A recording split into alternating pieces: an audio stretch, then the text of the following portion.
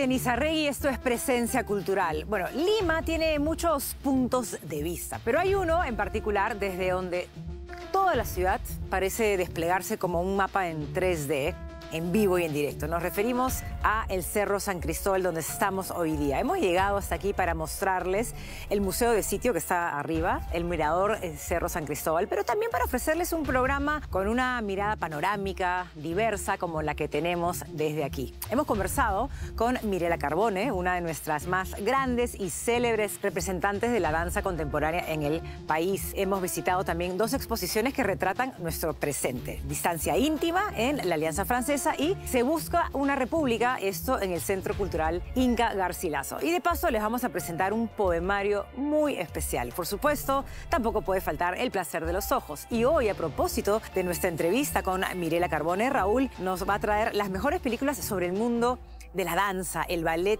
y el baile. También grandes películas italianas, joyitas, caletas del streaming y adaptaciones literarias al cine como El gato pardo. Además, si quieres leer, escuchar, mirar o simplemente pasear entre libros, ya arrancó la esperada edición número 29 de la Feria Internacional del Libro de Lima y hoy vamos a ofrecerles un suculento adelanto de este festín literario que también trae música y actividades para los más pequeños. Ahí, desde el stand de TV Perú, les vamos a compartir nuestras recomendaciones de charlas, autores y actividades de todo tipo. Así que no se pueden perder este programa. Bienvenidos a Presencia Cultural.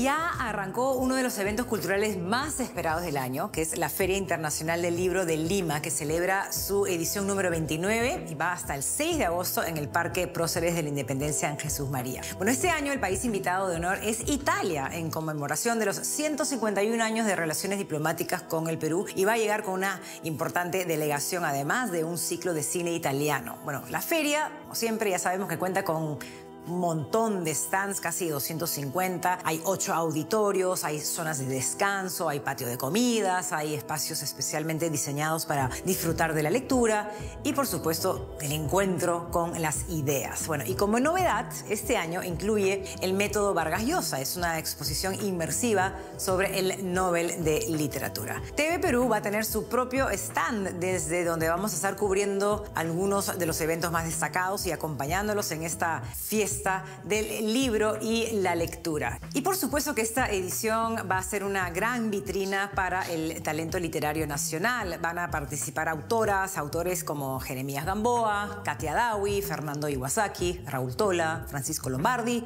Alejandro Neira, Alfredo Bryce, Gabriela Wiener y Leoncio Bueno Barrantes, que va a ser homenajeado en vida a sus 105 años. Y si hablamos de algunos invitados internacionales, va a venir Javier Cercas, Rosa Montero, Elizabeth Benavent, Guillermo Arriaga, Laura Restrepo, Kevin Johansen, Liniers, Piedad Bonet, Rey Loriga. Bueno, un menú literario realmente suculento. Así que nos vamos a ver en la feria, donde los próximos programas vamos a estar compartiendo lo mejor de esta celebración del libro y de la imaginación.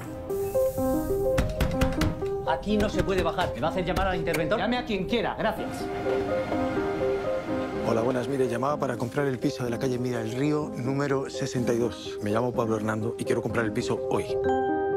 Hace un par de días empezó la nueva edición de la Feria Internacional del Libro de Lima, la FIL, que como sabemos ya es uno de los eventos culturales más esperados de la agenda anual. Este año el invitado especial, el país invitado es Italia, y con motivo de esta decisión de los organizadores se ha programado, creo que por primera vez en la historia de la Feria Internacional del Libro, un ciclo de cine, en este caso un ciclo de cine italiano, que además de incluir alguna película clásica como El gato pardo de Luchino Visconti, aquel clásico de 1963, basado en la novela de Giuseppe Tomasi de Lampedusa. También ha programado algunas películas que se exhibirán por primera vez en el país, y entre ellas también una que recomiendo especialmente, que la pude ver hace algunos años y que es un film muy interesante. La última adaptación probablemente que ha llegado a la pantalla, al menos la adaptación más fiel al libro original que inspiró Pinocho, de Carlo Collodi, un texto de fines del siglo XIX que Matteo Garrone, director de películas recientes notables como Gomorra, como Yo Capitán, adaptó teniendo entre sus protagonistas nada menos que a Roberto Benigni, que como recordaremos ya tuvo una primera experiencia llevando a la pantalla Pinocho a comienzos del nuevo milenio, una película que en su momento fue la más costosa de la historia del cine italiano, en la que interpretaba a Pinocho, y que ahora tiene a su cargo el papel de Geppetto. Esta versión de Pinocho es una versión bastante más oscura, más sombría que las que solemos asociar con esta historia y con este personaje, con momentos bastante surrealistas y otros francamente aterradores, pero creo que es una versión que, como les decía, es muy fiel al texto original y es también muy interesante por los momentos de gran belleza visual que presenta. Pablo. Pinocchio.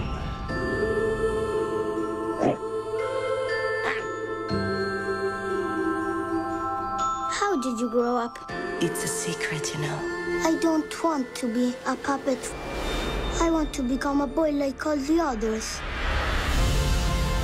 Otro detalle interesante que tendrá la edición de este año de la Feria del Libro es, como siempre, los invitados internacionales que llegarán a Lima para participar en presentaciones de libro, en conferencias, en conversatorios, etc. Entre los cuales hay muchos autores que tienen un vínculo muy cercano y muy longevo con el cine, con el medio audiovisual. Vendrá, por ejemplo, el español Javier Cercas, de quien todos recordamos, por supuesto, Soldados de Salamina, la película, la adaptación de David Trueba, pero que también en tiempos recientes sus libros han motivado otras adaptaciones que podemos encontrar, por ejemplo, en la plataforma Netflix. Me refiero a El Autor, una película que está basada en El Móvil, la primera novela de Javier Cercas, y también Las Leyes de la Frontera. Son dos películas recientes que encontraremos en la parrilla de programación de Netflix. En Netflix también encontraremos Delirio, que acaba de ser estrenada hace un par de días, el 18 de julio, una serie basada en la novela de Laura Restrepo del mismo nombre, que también la escritora estará entre los invitados internacionales que participan en esta edición de la Feria del Libro. Guillermo Arriaga, el mexicano, como sabemos, es guionista, colaborador de Alejandro González Iñárritu en películas como Babel, como 21 gramos, como la histórica Amores Perros, que, por cierto, también está en Netflix para quienes no la hayan visto. Y es también autor de la novela El Búfalo de la Noche, que también en su momento fue adaptada a la pantalla con un papel protagónico muy recordado de Diego Luna. La escritora española Rosa Montero también participará en esta edición de la Feria Internacional del Libro. De ella podemos recordar, por ejemplo, La hija del caníbal, la adaptación de aquella novela que fue protagonizada por Kuno Becker y Cecilia Roth, y más recientemente por La buena suerte, una película que acaba de llegar hace unos cuantos meses a la cartelera española. Y finalmente llegará también Elizabeth Benavent, autora de las novelas que inspiraron Valeria, que es probablemente la serie española más popular y más sintonizada de la plataforma Netflix y que ya tiene 4 temporadas. Por nosotras. Os quiero tanto.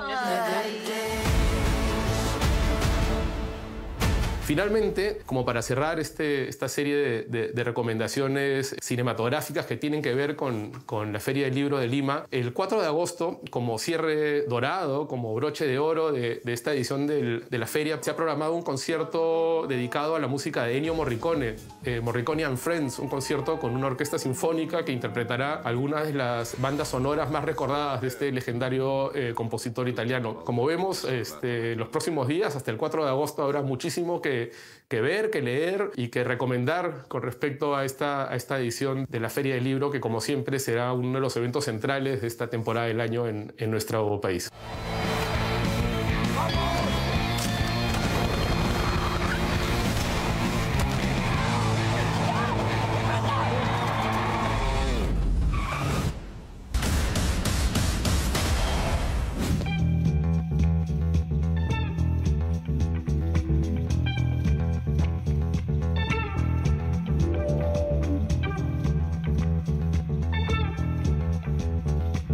Quiero agradecer al Escape Room Codebreak Perú por permitirnos grabar aquí en su sede de San Borja, ubicada en el Jirón Uchelo 220. También tienen otra sede en Miraflores, en el Jirón Arica. Invitarlos a todos, sobre todo a los aficionados al cine, para que vengan aquí porque tienen salas inspiradas en películas, algunas terroríficas como Saw, El Juego del Miedo, como Viernes 13, pero también para los más chicos encontrarán, por ejemplo, una sala inspirada en Alicia en el País de las Maravillas, aquí en Codebreak Perú, en San Borja.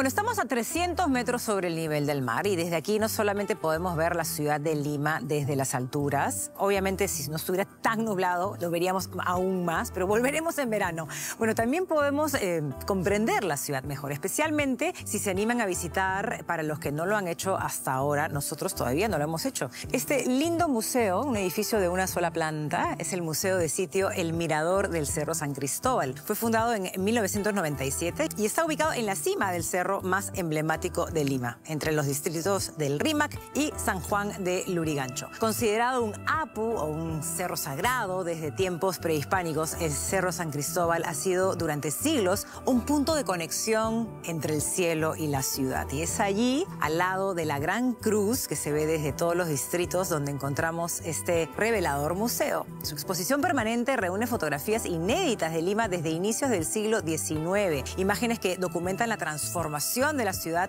y nos presentan a los impulsores de la cruz, los sacerdotes Francisco Aramburú y Francisco Javier Ampuero. También podemos ver tomas históricas de reconocidos fotógrafos como Eugenio Curret y Fernando Garró. Bueno, este museo está abierto de martes a sábado y también el primer domingo de cada mes. Es una excelente oportunidad para conocer la historia visual de Lima y, por supuesto, para ver con otros ojos el horizonte de nuestra capital.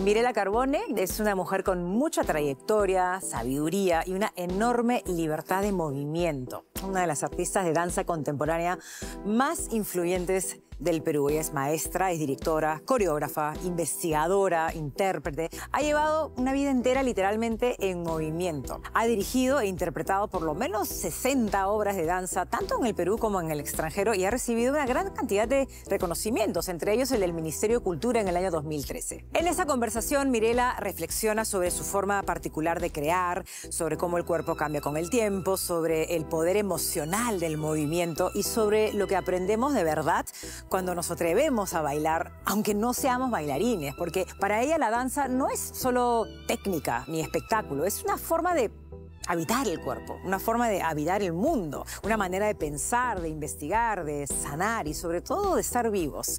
Lecciones fundamentales de alguien que no se imagina la vida sin la danza. Mirela, vamos al comienzo de tu historia. ¿Qué fue lo que te impactó? O si hubo un momento en que viste algo o consumiste algo o te cruzaste con algo que dijiste, eso es danza, esto me interesa, esto me apasiona, a esto me quiero dedicar. No. No. La verdad que no. Mi madre me pudo observar que yo era física porque jugaba mucho con mi cuerpo. Bueno, y en el colegio me puso en el ballet. A pesar de las técnicas rígidas y estrictas, ¿no? Yo me sentía muy bien y yo vivía ilusionada con el ballet. Hasta que, después de años, vi a un bailarín y era solista y cuando lo vi, se me salían las lágrimas. Entonces yo dije, yo quiero hacer eso. Wilson Pico se llama el bailarín, que está activo todavía, ¿no? Y lo logré, tomé su taller y me enamoré. Qué bonito. Me enamoré. Luego estudiaste Historia del Arte, también te has dedicado por un tiempo a estar aprendiendo cosas de teatro. ¿Tú de qué manera sientes que esta formación que has tenido en Historia del Arte y tu vínculo con el teatro te han hecho crear como creas o como que te vinculan con el arte de la danza? Bueno, yo creo que todo lo que vives se introduce en tu cuerpo y obviamente sin tener conciencia vas ahí mezclando, ¿no? Cosas, ¿no? La historia del arte yo creo que para cualquier investigador de artes escénicas es vital. Creo también que es importante la historia para saber en qué andas ahora, porque justamente la historia te indica hacia dónde has llegado, ¿no? Y el teatro, antes que de ver danza, vi teatro. Y creo que la primera obra que vi fue Marat Sade. Y claro, yo pensaba que era verdad. ¿Qué estaba ocurriendo? ¿Qué estaba ocurriendo de verdad? O sea, yo siempre he sido bien inocente, de verdad, bien, y entré en esa realidad, ¿no? Y Alberto Isola me invitó a sus talleres. Y ahí comencé a aprender también mucho de teatro. Y claro, mi gran referente de la danza es Pina Bausch.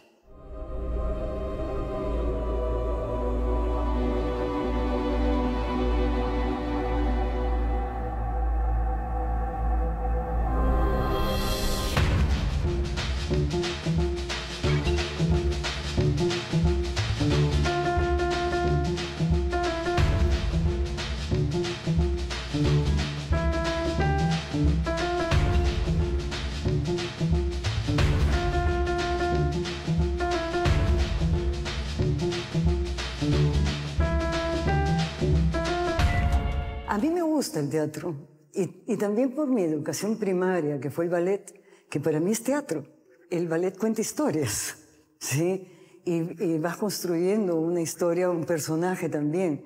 Luego hay otro aspecto fundamental de tu vida, que es ser maestra. Bueno, mi escuela ha sido enseñar, porque yo en realidad, antiguamente no había una universidad que ofreciera un programa de danza, ¿no? Y vivimos también épocas de encerronas, que no teníamos información de afuera, ni venían maestros tampoco, ¿no? Y entonces, claro, esa soledad creo que fue mi gran escuela. Y fui buscando dónde podía estar, ¿no? Y encontré a Morín, Llewellyn Jones en esa época, con Danza Lima. Yo necesitaba trabajar. Como todos, pero si pensamos en la carrera del artista en nuestro país... Sí, incluso antes de empezar a bailar, yo comencé a enseñar y abrí un taller gratuito. Y se inscribieron, no sabes la cantidad de gente. Entonces yo comencé a investigar con estos alumnos conejillos de India, ¿no? Y claro, les confesé que yo lo único que quería era experimentar, ¿no? Y me encantó. Entonces a partir de ese momento ya comencé a buscar trabajo enseñando, ¿no? Y por suerte me ha ido bien, ¿no? Porque terminé ya en la Católica al final haciendo el programa de danza, ¿no? O sea, si dejo de enseñar, dejo de investigar y dejo de aprender. Cuando hablamos de investigación a través del lenguaje del cuerpo, a través del movimiento, a través de la danza, ¿qué investigas tú? ¿Qué te interesa? Es la conciencia de habitar un cuerpo. Porque hay muchas personas que viven sin sentir que tienen un cuerpo, solamente con la mente, ¿no?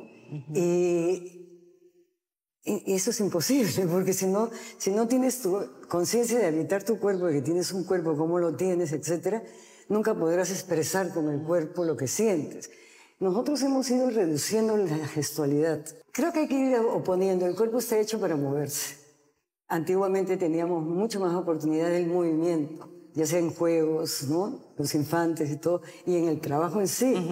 Si eso se va reduciendo, pobre cuerpo, porque el cuerpo necesita moverse realmente, ¿no? Más allá de la salud, también a nivel emocional, reconozcan su cuerpo. Cuáles son sus posibilidades, cuáles son sus limitaciones, ¿no? Y de ahí liberarlo y que comience a hablar lo que quiera decir. Tal cual, el cuerpo habla, hay un lenguaje corporal. Hay un lenguaje, sí. Y ahí me atrevo a preguntarte si tú tienes identificado cuál es tu lenguaje corporal.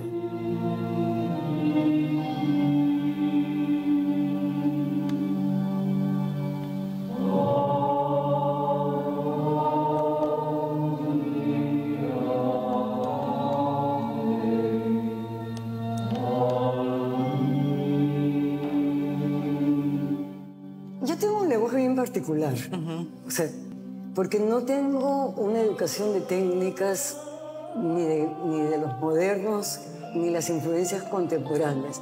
Sí he tomado talleres y creo que eso lo ha asimilado mi cuerpo también, pero he investigado mucho sola.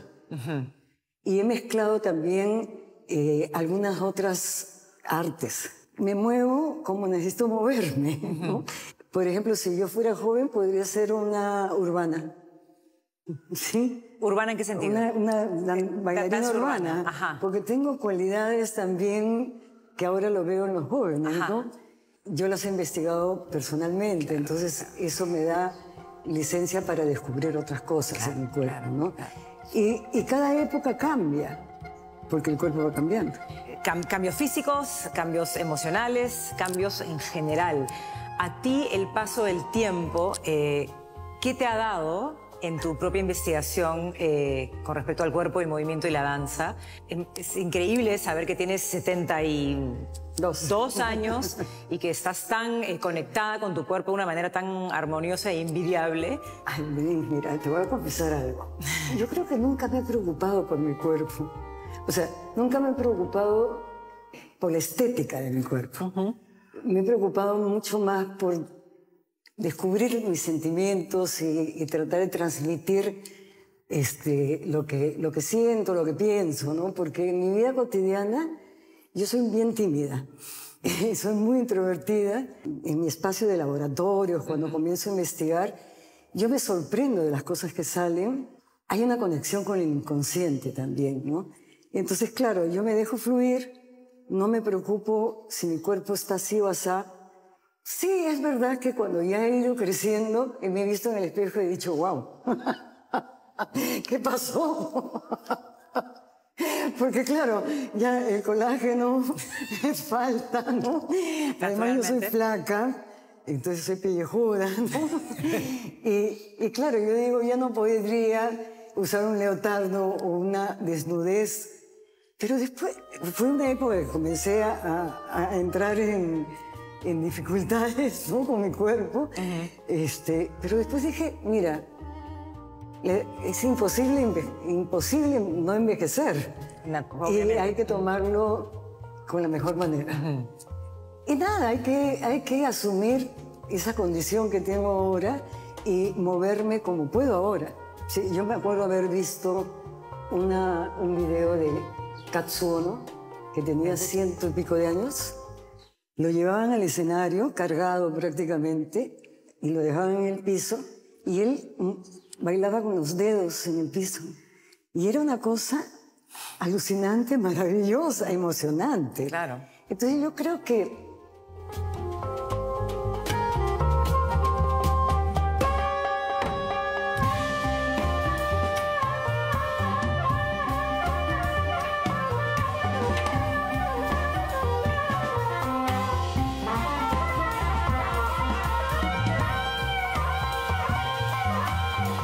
en estos tiempos mucho se habla sobre la necesidad del movimiento para todos, para gente desde adolescentes hasta gente mayor. Estamos viviendo un momento especial que creo que tomar conciencia de moverse libremente nos da bienestar, nos ayuda para temas hasta de salud mental, es evidente, ¿no? Yo también me imagino mi vida sin la danza. Porque el movimiento en general me ha ayudado un poco a tener más confianza en mí, poder transmitir, ¿no? Lo que siento y no quedármelo ahí. Y además hay una cuestión que al moverte, sin que tú entiendas mucho, entras en un diálogo con tu inconsciente. Y eso me parece vital. Porque a veces tienes cosas que te afectan y no las puedes saber y tal vez no las descifres al 100%, pero sí sientes un bienestar. Y cuando yo, por ejemplo, hago alguna obra, Paso Doble, ¿no? Que fue una coreografía corta que la he bailado mucho y la acabo de bailar, la hice cuando entré a la universidad. Yo no sabía muy bien qué estaba haciendo, pero sí intuía que era buena. Después de años, porque yo creo que un artista es incapaz de analizar su trabajo. O sea, yo puedo decirte cómo me ha inspirado, qué sentido, algunos significados, ¿no? Algunas imágenes, la simbología tal vez, ¿no? Cómo lo he construido. Pero a lo largo de los años yo he aprendido qué significan. Entonces, ahora entiendo mucho más qué he hecho en mi trayectoria, ¿no? Mucha gente vincula la palabra danza con la necesidad de danzar y ser, sí, de lo virtuoso, de ser creativos con el cuerpo, de comunicar algo, y en realidad no es... Para mí no. No es eso. O sea, hay de todo. Hay de todo, por supuesto, pero digamos... hay hasta yo lo he hecho, porque yo he tenido coreografías muy acrobáticas y todo, Yo creo mucho en base a la verdad de las cosas. Entonces, si yo agarro una silla, la manipulo, y es la silla que estoy manipulando, pero a lo largo de esa improvisación o de esa exploración, descubro en la silla que es otra cosa. Entonces, ese movimiento que me da el objeto hace que yo me mueva. Es algo que a mí me hace bien y también lo siento como una disciplina. Es verdad que el movimiento es salud, pero una profesional en danza, si es muy rigurosa, sufre. Lesiones. Sí, claro. Sí. ¿De qué se pierden las personas que no se dan momentos en la vida para conectarse con su movimiento y con su propia danza? Algunos somos, o sea, hay mucha gente tímida, hay mucha gente que no se imagina que puede bailar o que bailan en fiestas, digamos, ¿no? En nuestro país la educación un poco ha sido como inyectarte a la baja autoestima. Y yo creo que la danza te eleva la autoestima. Una, que te conoces y descubres tus verdades. Además de alegrarte. Sí, claro. Ayer yo fui al mercado de Magdalena y hay un bulevar donde se paran músicos, tocan, ¿no? Cantan. Y había una señora como de 90 años con su hija de la mano y la señora, como los perritos cuando no quieren, ¿no? La hija la jalaba y la señora no quería porque quería bailar. Y entonces yo me acerco y le digo, déjala bailar. Entonces la sostengo a la señora para bailar con ella. Entonces, ¿sabes cómo se ha divertido? Esa señora anoche debe haber dormido como un ángel. No, además de alegrarse. Sí, sin duda. Porque esa es otra cosa, también de hablar de edades ya de adultos mayores, ¿no? Y yo creo que la danza y el movimiento en general te dan alegría. Simplemente moverte, sin nada más, ¿no? Y eso hace una conexión con tu parte interna de todas maneras. Interna y con todos tus órganos.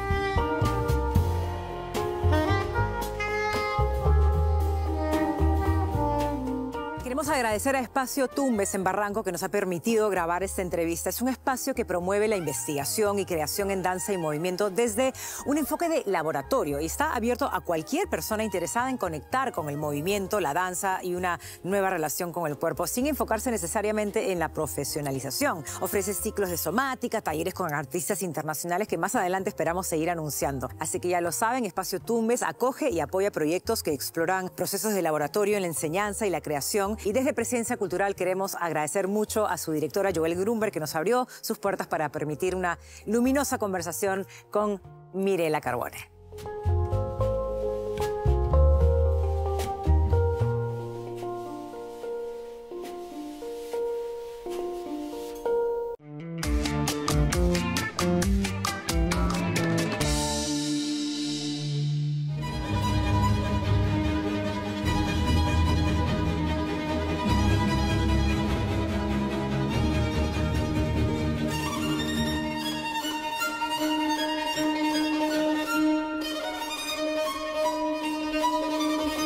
A propósito de la entrevista que saldrá en esta misma edición a la bailarina y coreógrafa peruana Mirela Carbone, quisimos recomendar algunas películas que se encuentran disponibles en las plataformas de streaming, algunas películas relativamente recientes de los últimos 10, 15 años que tienen que ver con el mundo de la danza, que tienen a bailarines o bailarinas como protagonistas o que están ambientadas en este universo. Como sabemos, en la historia de Hollywood, algunas de las películas más taquilleras y más recordadas de la historia tienen como protagonistas a bailarines o tratan sobre gente que baila o gente que es impedida de bailar, como, no sé, Footloose, Dirty Dancing, Flashdance, clásicos como All That Jazz de Bob Fosse, una película increíble de los años 70, Strictly Ballroom de Baz Luhrmann, otro clásico de los años 90 que gira en torno al mundo de la danza. Pero empecemos con las películas que están en las plataformas, porque hay realmente films muy atractivos que tienen que ver con este universo artístico. Para empezar, hablemos de la película Suspiria, de Luca Guadagnino, un un film de terror que narra la historia de una convención de brujas que tiene como fachada una compañía de danza y que es un remake de una película muy interesante, de un clásico del cine italiano de la década del 70 de Dario Argento. Ambas películas, afortunadamente, se encuentran en la plataforma Prime. Pero hablando del remake de Luca Guadagnino, una de las películas más interesantes de la notable carrera filmográfica de este director italiano, el film es protagonizado, entre otras, por Dakota Johnson, por Mia Goth, por Tilda Swinton. Y es, como les digo, un remake que está a la altura o quizás para algunos supera al film original que lo inspiró. It's all a mess. The one out there. The one in here.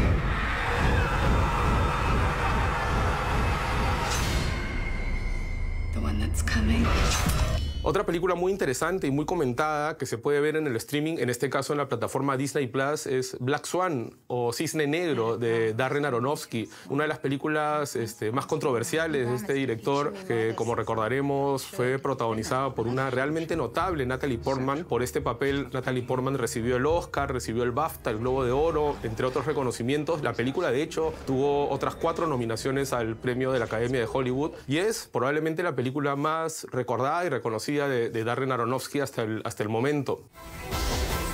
The only person standing in your way is you. What happened to my sweet girl? She's gone!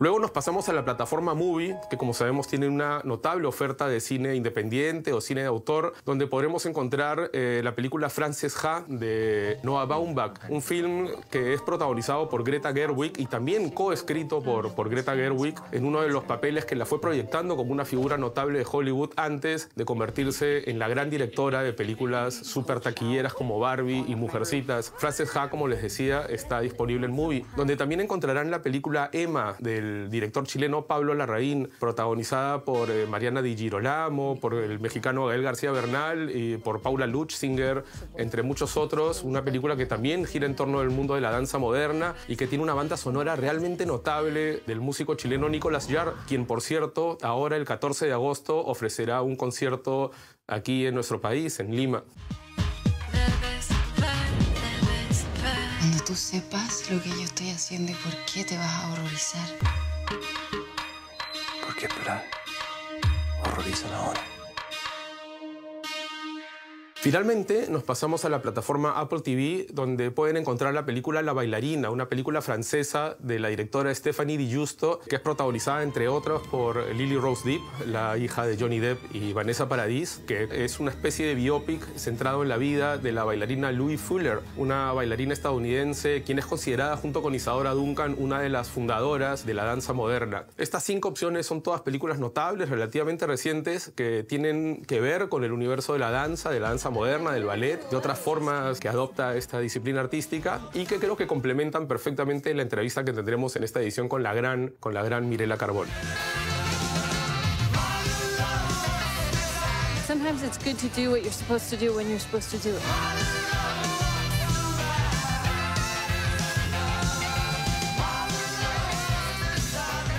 ¿Pudimos concretar las aspiraciones y los ideales que motivaron la lucha por la independencia? Bueno, esa es la pregunta que Gonzalo García Calegari lanza sin concesiones desde una mirada crítica, profundamente irónica y cargada de simbolismo. En su exposición Se busca una república. Esta exposición reúne obras inéditas y piezas clave de su serie que se llama Peruanismos, trabajadas con técnicas como el collage, mapas intervenidos, tinta china, acrílico, óleo. A través de estas obras, García Calegari desarma la historia oficial, cuestiona y deja al descubierto las promesas que se cumplieron o no en nuestra república. Nos contaron una historia del Perú, pero hay otras maneras de verla, dice el artista, quien con humor negro y aguda ironía nos invita a revisar nuestras identidades fracturadas, las contradicciones que arrastramos desde la fundación de la República y las posibilidades todavía abiertas de transformación.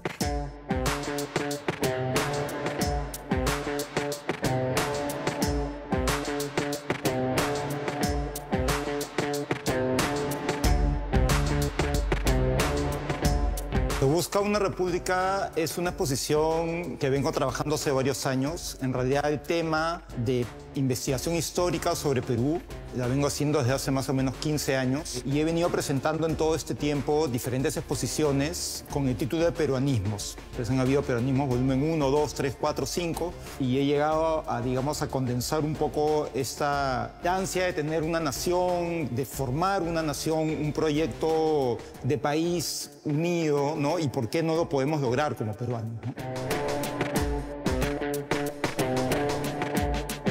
En Se Busca una República he trabajado con diferentes técnicas, diferentes soportes. Algunas obras son trabajadas, por ejemplo, sobre fotografías para hablar un poco sobre nuestro mestizaje, sobre problemas de tipo racial, de clase, de elitismo, ¿no? Hay otras que están trabajadas sobre mapas, que para mí son muy importantes porque plantean un espacio simbólico, ¿no? Y he pintado sobre esos mapas. Hay otras obras que están trabajadas sobre lienzos en blanco, que son, digamos, pinturas sobre el lienzo en blanco, ¿no? Acrílico, óleo, hay un poco de collage también, entonces van a encontrar diferentes técnicas. Hay unos dibujos que los he hecho también sobre fotografía, trabajando con tinta china. En Se Busca una República lo que yo busco es, digamos, cuando yo era niño me contaron la historia del Perú de una manera, ¿no? Pero uno a medida que va creciendo, uno va leyendo, va investigando, mis estudios en la universidad y tal, uno va descubriendo que esa historia que nos contaron no es tan como nos habían contado, sino hay otras maneras de ver la historia, ¿no? Otros discursos. Entonces lo que yo quiero es un poco contar cómo me siento yo como artista visual en el siglo XXI con respecto al Perú. ¿Cuál es mi sentimiento con respecto a los 200 años que hemos cumplido hace poco de la independencia del Perú, ¿no? Yo me siento profundamente peruano, amo mucho a mi país, ¿no? Lo quiero mucho, pero, digamos, hay ciertas cosas, ciertas instancias y ciertos personajes que hace que también lo odie, ¿no? Cuando voy, por ejemplo, a algún lugar, a un mercado, por ejemplo, mi taller está muy cerca del mercado de Surquillo, entonces voy constantemente a comprar ahí. No siempre, pero muchas veces me empiezan a hablar en inglés y me dicen mister, no sé qué. Digo, no me hables en inglés porque yo soy peruano. Y cuando he estado fuera del país, en Europa, en Estados Unidos, y cuento que soy peruano, me dicen, no pareces peruano. Entonces, hay un tema ahí de identidad que yo siento que como nación no logramos concretar, digamos, ¿no? Somos muchos Perús, muchas naciones dentro de una nación más grande, ¿no? Y en esa diferencia, en realidad, está nuestra fortaleza, ¿no? Espero que la gente se lleve de esta exposición de Se Busca una República que reflexione, ¿no? Lo que a mí me interesa es que la gente mire las obras y que piense en nuestra historia, en lo que hemos sido, en lo que somos y sobre todo en lo que seremos.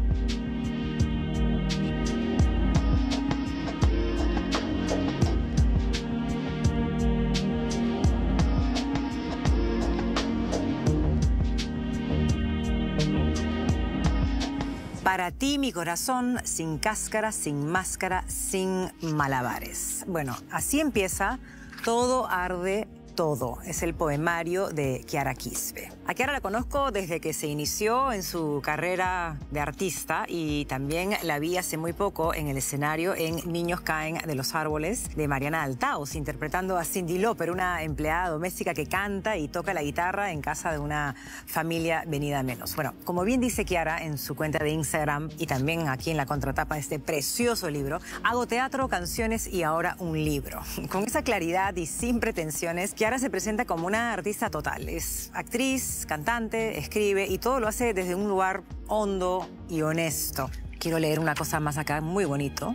Todo arde todo. No te escondí cuando me quisiste, te coloqué en mi boca, en mi mano, obra, hueso y pétalo y árbol. Te guardé en mi mejor pieza para nunca quemarte. Así escribe Kiara, que ha publicado este hermoso libro bajo el sello de Templanza. Alguna vez hemos hecho una entrevista aquí a la directora de este sello editorial Templanza. Bueno, para quienes no lo conocen, no dejen de seguirles la pista. De acuerdo a su declaración de intenciones, en Templanza entienden la poesía como un bien esencial y el acto de publicar como un servicio. Bueno, la dirección editorial, como ya les dije, está a cargo de otra maravillosa artista que es Alessandra Pinasco, quien ha estado antes en Presencia Cultural. Además de confeccionar libros como pequeños tesoros. Ella nos ilumina con su voz y con su guitarra en algunos videos íntimos que comparte en su cuenta de Instagram, que les vamos a compartir con ustedes también. Y en realidad lo que queremos hacer es recomendarles que vayan a verla cantar. Bueno, Alessandra se va a estar presentando este viernes 25 con un show que se llama Las canciones más lindas del mundo en Casa Bulbo, en Barranco. Es un show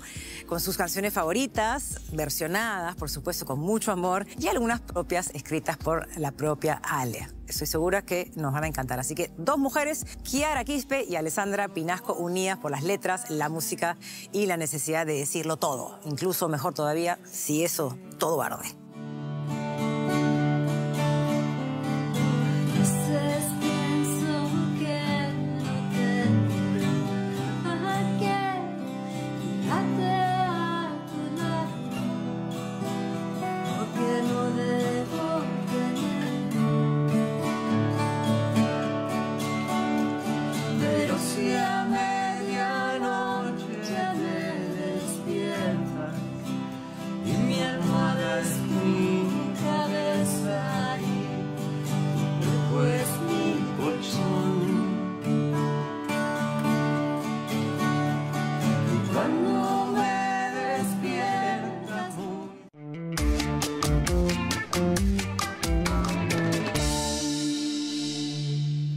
¿Qué significa habitar una ciudad como Lima con más de 10 millones de habitantes? ¿Qué huellas nos deja? ¿Y cuáles dejamos en ella? Bueno, en tiempos tan acelerados donde todo parece durar apenas un instante, 5 artistas peruanos se detienen a observar desde la extrañeza, el cariño y la ironía esa Lima que es al mismo tiempo histórica, que es caótica, que es nuestra. La exposición Distancia Íntima, Visuales de la Ciudad, reúne la obra de Yone Makino, de Fernando Dolorier, Harumi Kusen, Paul Granton y Alejandro Mego. Bueno, cada uno, desde su propio lenguaje, propone nuevas formas de mirar y sentir la ciudad en la que vivimos hoy en pleno siglo XXI. O sea, ¿cómo ha pasado el tiempo y cómo ha cambiado la ciudad para quienes, como yo, nacimos en los años 70? La muestra se puede visitar hasta el 2 de agosto en la Alianza Francesa de Miraflores. Y a continuación no se pierdan la conversación con el curador Daniel Bernedo, que nos va a explicar cómo esta muestra aborda la ciudad y sus dinámicas a partir de la mirada de 5 artistas.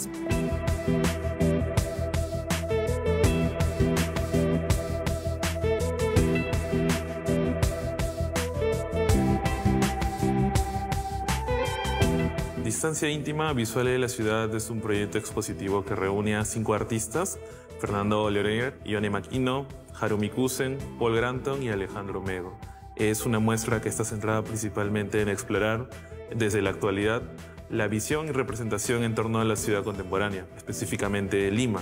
Entonces, las obras aquí propuestas, principalmente desde la pintura contemporánea y también expandida, o sea, en otros materiales alternativos al óleo sobre lienzo, buscan indagar principalmente en cómo la ciudad ha pasado también de ser un lugar de representación a un lugar de acontecimientos, de dinámicas, de transformaciones. Es un poco lo que van a ver en esta muestra.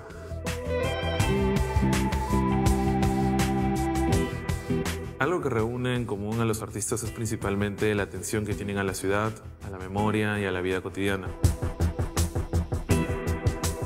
Nos interesamos por la ciudad porque es algo tal vez que reunía y nos reúne actualmente, más aún teniendo en cuenta en que Lima, ya en esta época pospandémica, ya 25 años del siglo XXI, ha totalmente cambiado. Hay nuevas transformaciones, es totalmente distinta a la Lima del siglo XX, pero a la vez la comparte. Justamente Lima es una ciudad que es una ciudad intemporal.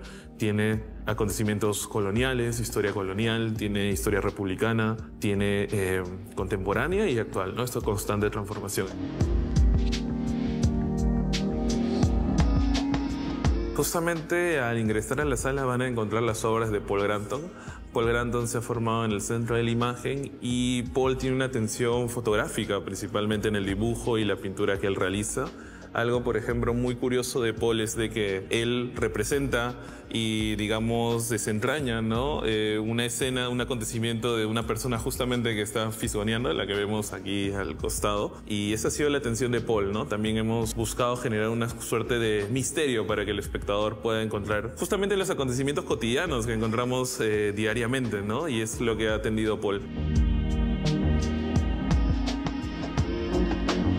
En el caso de Alejandro Mego hay una atención más matérica en la ciudad. Su obra, por ejemplo, indaga también con el cemento, el yeso, la lija. Él ya viene de un trabajo donde representa la relación del hombre con la naturaleza y más en una ciudad en Lima donde hay una convivencia con lo inorgánico. Luego tenemos el trabajo tal vez de Fernando Laurier, que es quien principalmente ya tiene una línea marcada en torno a la ciudad, en torno también a la vida moderna, el sujeto contemporáneo. Ese es, digamos, el tema principal de la obra de Laurier, que ha trabajado, por ejemplo, en materiales no convencionales, ¿no? Y él viene de la formación en Bellas Artes. Al igual que Yone Makino, que trabaja, digamos, la atención a la memoria, a los lugares que ha habitado, ¿no? Acá también algo muy curioso es que los artistas están presentando obras tal vez fuera de lo convencional de lo que normalmente trabajan, como el caso de Yone, que ha trabajado transfers, ¿no? Sobre tela, encaje, ¿no? Y poesía.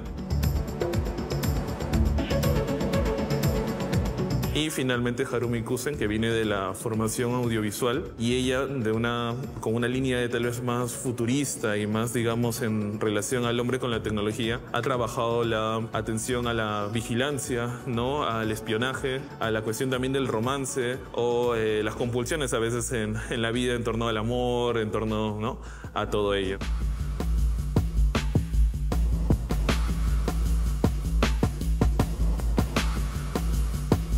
Algo que esperamos cuando visiten la muestra es de que encuentren en las obras esa magia, fantasía, pero también exploración que tenemos al experimentar la ciudad de la vida cotidiana. Justamente las obras han partido del cotidiano, son visiones de los artistas sobre la ciudad que vivimos actualmente y creo que también invitan mucho a que nosotros detengamos tal vez la mirada, contemplemos y reflexionemos sobre los actos, las dinámicas, situaciones en las que nos vemos en Lima ya a sus 25 años en el siglo XXI.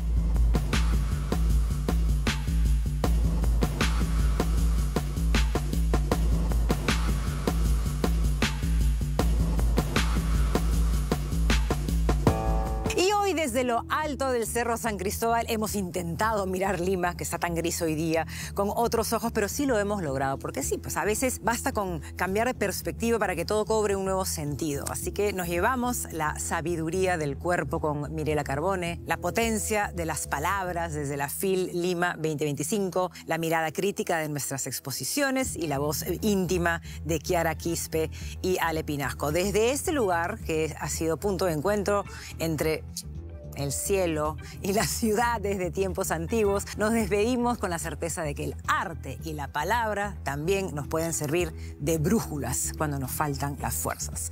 Eso es todo por hoy. Nos volvemos a encontrar, como siempre, el próximo domingo a las 6 de la tarde aquí en Presencia Cultural. Hasta la próxima.